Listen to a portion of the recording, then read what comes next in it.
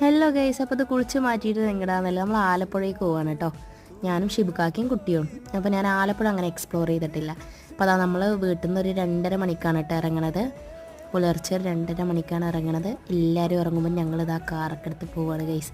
അപ്പോൾ അതാ പോണ വഴിക്ക് വണ്ടിയിൽ എണ്ണയൊക്കെ ഫുള്ളാക്കി പോണ വഴി എല്ലാ പള്ളിപ്പെരുന്നാൾ തോന്നും കേട്ടോ. പള്ളികളൊക്കെ ഭയങ്കര ലൈറ്റ് കൊണ്ട് അലങ്കരിച്ചിട്ടുണ്ട്.